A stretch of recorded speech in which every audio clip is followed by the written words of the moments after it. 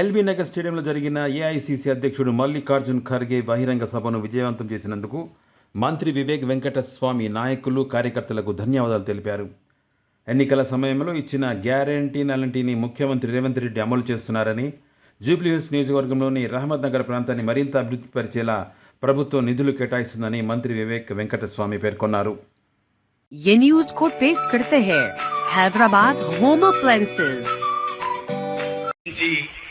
ఖర్గే గారి ప్రోగ్రామ్ ని విజయవంతం చేయడానికి ఇక్కడ జూబ్లీ హిల్స్ నియోజకవర్గం నుంచి ఈ డివిజన్ రహమత్ నగర్ నుంచి అతిపెద్ద సంఖ్యలో అందరు కూడా తరలించి లాల్ బహదూర్ స్టేడియం వెళ్ళడం జరుగుతుంది. అందరు కూడా ఇది చూస్తున్నారు. కాంగ్రెస్ పార్టీ మొన్న ఎలక్షన్ లో ఏం వాగ్దానాలు చేస్తారు, ఈ ప్రాంతానికి ఎట్లా అభివృద్ధి చేస్తారు అని చెప్పి ఈ రోజు గ్యారెంటీలు ఏదైతే ఇచ్చినారో అన్ని కూడా అమలు చేస్తున్నాడు రేవంత్ రెడ్డి. దాంతో పాటు మన ఈ రహమత్ నగర్ డివిజన్ జూబ్లీహిల్స్ నియోజకవర్గాన్ని ఇంకెక్కువ అభివృద్ధి చేసేది అవసరం ఉంది. నేను మీ అందరికీ విశ్వాసం ఇప్పించాను.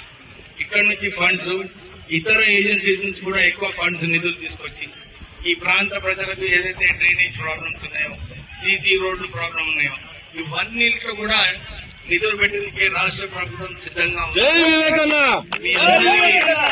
మీ అందరికీ భరోసా ఇప్పిస్తూ పనులు చెప్పించే బాధ్యత నాది, అడిగే బాధ్యత మీది.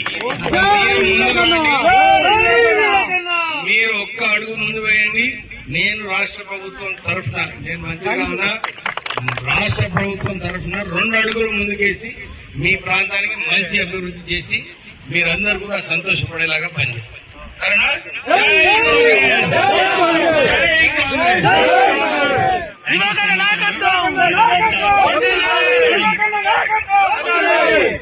థ్యాంక్ యూ సో మచ్ అన్న. మీరు రావడం, మా డివిజన్ కి మొదటిసారిగా రావడం మా అందరికి గౌరవంగా ఉందన్న.